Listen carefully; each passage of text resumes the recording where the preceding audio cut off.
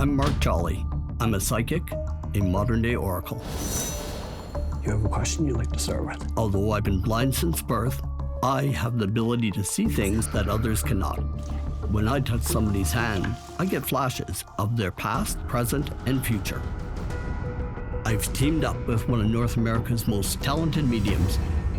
I'm Laura Warren. I've been communicating with spirits since I was a child. As a professional psychic medium, I act as a conduit between the living and the dead. Laura and I are on the road, putting our psychic skills to the test, investigating paranormal mysteries in some of the oldest places in North America. While we tap into our psychic ability to solve the case, outside experts use logic and science in an effort to debunk the supernatural. It's a dead zone. I did not find anything that could be interpreted as ghosts. In the end, it's up to you to decide, is this place haunted or not? Sightseeing.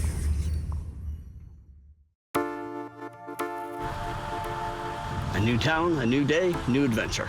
Yep, here we are in Liverpool, Nova Scotia. There's a really strong marine kind of theme happening here. A lot of old buildings and old homes. Yeah, I think a lot of these coastal towns, that's where we always find the best ghosts, isn't it? We're headed to the Queens County Museum. We get a call from them that they need some help, some answers. I guess they're having a lot of paranormal activity. They believe multiple presences. My name is Linda Rayfuse. I'm the director here at the Queens County Museum. Over the past many years, we have experienced a presence. Very strong feelings as though he's either behind you or he's in front of you. He's watching you. I knew that he wasn't real because he disappeared right in front of my eyes. We hear voices because it will push things off of the shelves in the gift shop. Several of us have been out in the archives on different occasions.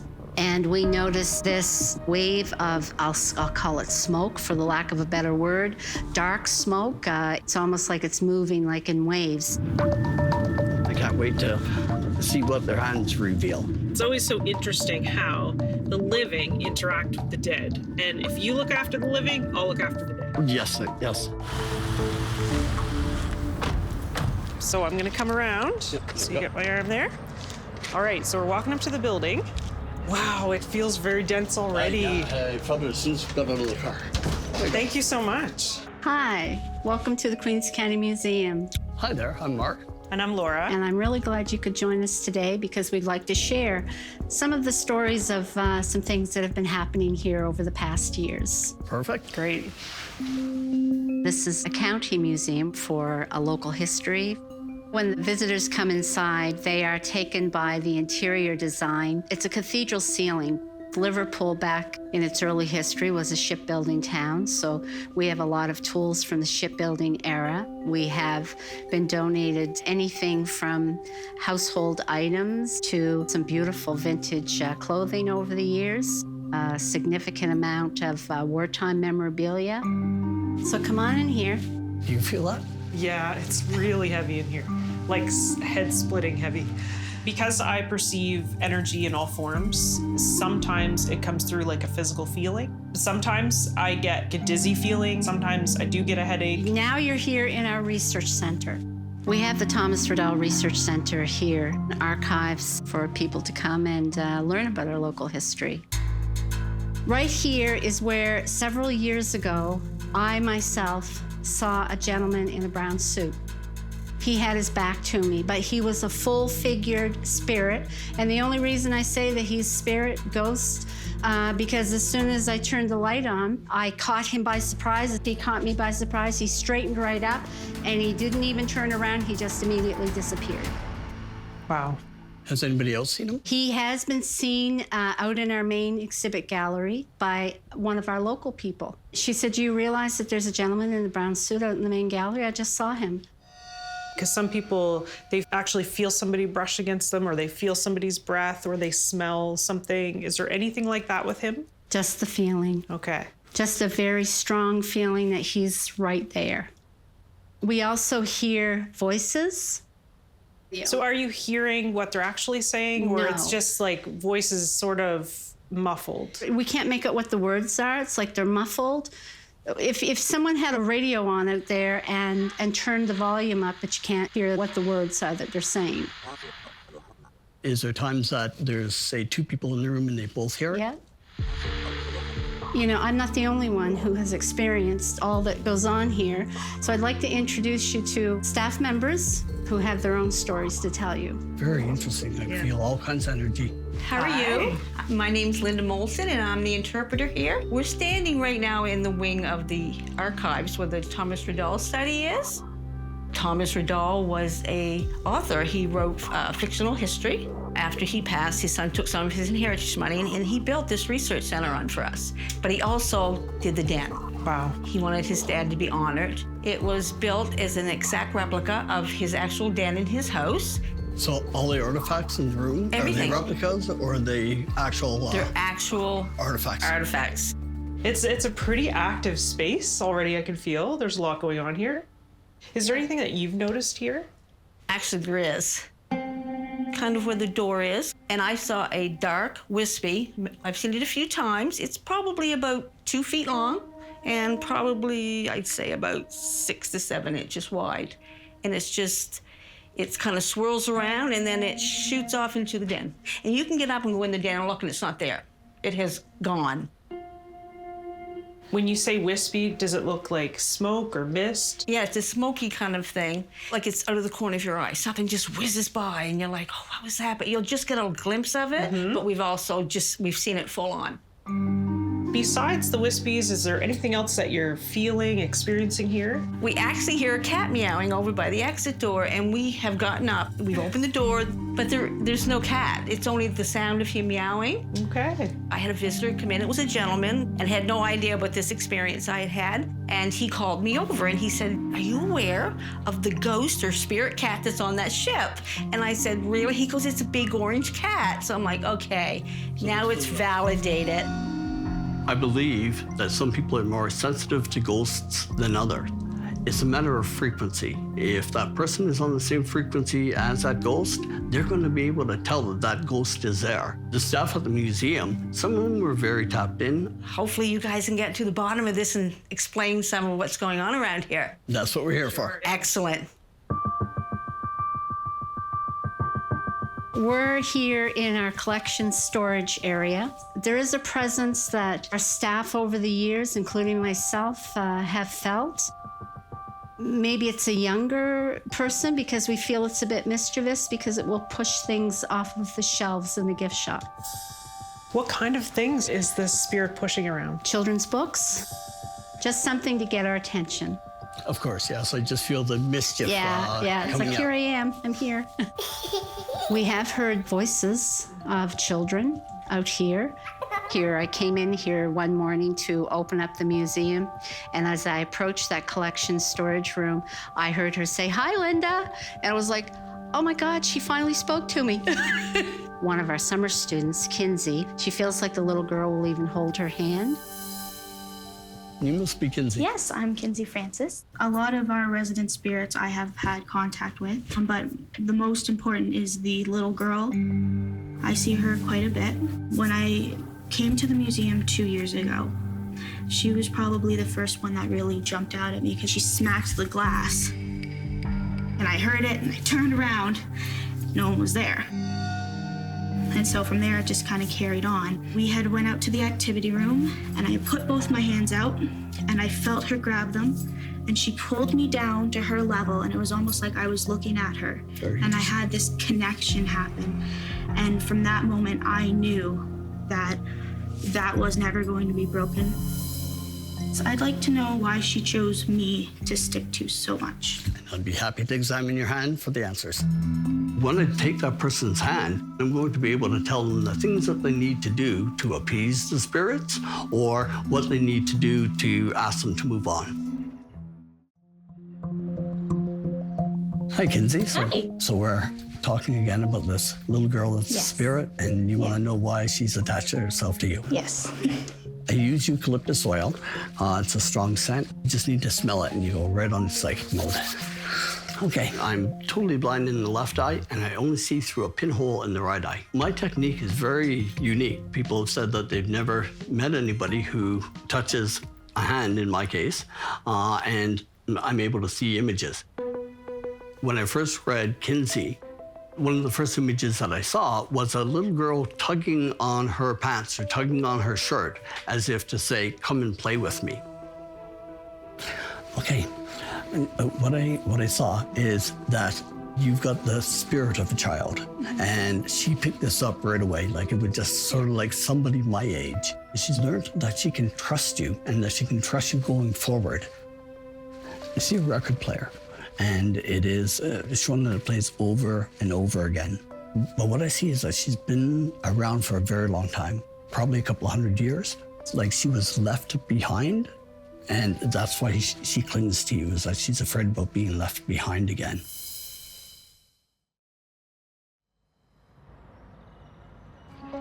Laura and I are focusing our investigation on a room where we feel a very strong spirit presence. Yeah, so I guess this is Thomas Raddal's den, the reproduction of his den. I come in here, immediately feel this terrible crushing pain in my head, like somebody kind of got me in the temple and it goes straight across my head. So walking into the Thomas Raddal room, feeling that head-splitting heaviness that I felt, I think that it really speaks to how he felt when he was passing. And maybe there's something around having a stroke or something like that. I have to kind of feel at the room a little bit and see what that's all about, because I don't quite understand yet where that's coming from. And sometimes touching objects of the person that they owned, it helps, because I'm really drawn to this watch.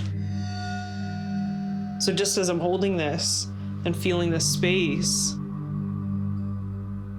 the energy builds. I can feel him here. He's a very proud man. The stories that he creates, it's almost like they're alive in him. He's basically saying, this research center was named after me, and this is where I reside, and this is where I will always reside. Being in the room, I could feel his, he almost tortured himself with perfectionism. We talked to the staff about the black wispies, and I just think that's him moving into his space so that he can do his work. The dark smoke that follows Thomas Raddal, or is a sign that he's around, is probably more attributed to his unfinished business in his life and the things that were left undone. Okay, so this is called the collection storage room. I could feel children's laughter and some kind of noises coming from a piano, like plunk, plunk, plunk.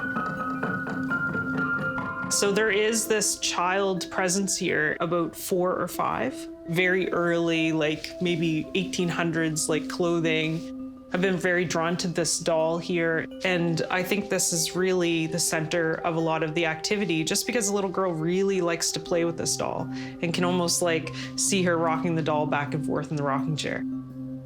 Maybe that's the connection too with the staff member here, just the feeling like of wanting to have company. For me, I don't like leaving things undone. This little girl has been trapped in a place of unawareness for over 200 years. I would normally cross over spirits, but the museum staff was so connected to her and they didn't want to see her go. I have to always find a balance between what people want, what they're asking me to do, and what spirit needs. Laura and I believe spirits are behind the strange events at the Queens County Museum, but not everyone agrees. I'm Darryl Walsh. I'm a paranormal analyst. My job is to come into haunted places and see if they actually are haunted. Today, I'm visiting the Queens County Museum. One of the phenomena is that they hear voices apparently coming out of the wall. Now, I noticed they have a lot of vents. It's possible that somewhere else in the building, another entranceway to a vent, somebody's radio was playing, a couple people were talking, traveled down through the air vents. So therefore, anybody in the archives would think they were hearing something abnormal. It would not be clear. They would just hear mumbling anyway, and that's why perhaps they couldn't make out voices, or they couldn't make out words. That would do it. Another interesting case for me was the apparent apparition in the archival room of the man in a tan suit, 1930s, 1940s vintage. Yeah, those frames would explain the guy in the brown suit. The interesting thing about that, if I were to explain it, would be you're here in a very vintage museum. Everything around, there's almost nothing modern.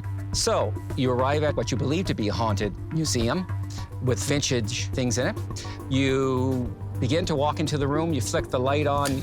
As you turn your head, just at the spot they thought they saw a man in a tan suit, happens to be a wall with all beige color on it. Since it only lasts a split second, I would just happen to think that the brain filled in incorrectly what they thought they saw. Now, the black wisp. Although I can explain almost everything in the museum, there was one element, this black, wispy, cloud-like image that started in the archive room and then moved into the Thomas Raddal office. I thought, well, okay, there's a printer right next to it. Perhaps an ink cartridge blew up, and so there's a bunch of black stuff, and you know. Well, you'd be an obvious culprit, except you're not. That has stumped me. If on a scale of 1 to 10, I would rate this museum as haunted or not, I would have to give it, only because of the black cloud, a rating of 2. Because of that darn cloud, I can't say 0. With one expert completely baffled, another joins the investigation. My name is Rick Sr. I'm a home inspector here on the South Shore. I've been inspecting homes in the area for 10 years. I understand that there are several sightings and unexplained noises that people have been hearing. Personally, I've never seen any evidence of a ghost or the paranormal, so I would have to say I'm a doubter. I inspected the exhibit room and noticed that there was new mechanical ductwork in the ceiling. This can be quite noisy, so I thought I would go to the attic to investigate further.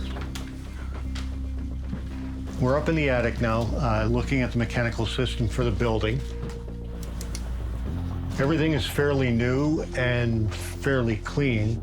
I'm not seeing anything that would create smoke in the building. I removed several access panels to investigate inside the ductwork and found everything to be in very good condition.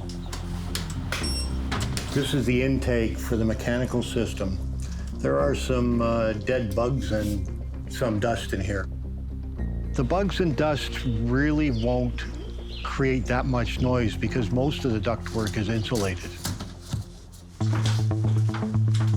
When I inspected the collection storage room, I noticed there was an electric heater in the corner. These can make a humming noise when they're running. I further looked at the structure and the overall condition of the room, and everything appears to be in good condition. When I inspected the archive room, I looked at some of the light fixtures, which are not making any excess noise, and the overall structure of the room appears to be in good condition. I cannot see where any bangs would be caused by movement of the building or the heating system. I did not find anything that could be interpreted as an apparition or smoke. The building appears to be in very good condition. Well, Linda, it's been a very exciting time here at the museum. Thank you for inviting us. I'm so glad you came. I've got a few answers for you and a few things come forward. What I want to share with you first is Thomas Raddal. Yeah. What an interesting character. And the black wispies, or the wisps of smoke yes, that travel. My impression of that is that it's a representation of who he is, how he's moving through the museum. Mm-hmm. So I don't get a bad feeling about it. I feel like it's him traveling around, and sometimes you're catching a glimpse of him. Right, okay. And, you know, it would make a lot of sense to me that you see him out of the corner of your eye. Yeah. He actually does not want to interfere with your work, but at the same time, he made it very clear that he has a legacy to uphold. He does. And so he will continue to watch over everyone here. When we walked into the main gallery, I felt this kind of brushing against my leg and had the impression that it was a cat. And I would describe the cat as a ginger-colored cat. We did have a museum cat. His name was Curtis. Aww. And Curtis was an orange tabby. But then, unfortunately, one afternoon he crossed the road and he was hit by a car. It makes me absolutely believe that that is your We're cat. talking about We're the same talking about cat. the same cat. Very Absolutely. good, very good. And you can address him as Curtis. As Curtis, yeah. So when we were walking through the storage collections area, we had a lot of impressions in there, but I think the most important thing is a little girl. She has dark circles under her eyes. You can tell she hasn't been well. She died suddenly with smallpox. Okay. And I feel like she's connected herself to all of you because now all of you are her caregivers. Yes. And I did get the name Audrey. Okay, Audrey. It's really nice to know, Laura, to that you had a name come to you, because especially with children, you always want to be able to call them something. And so I think that's wonderful.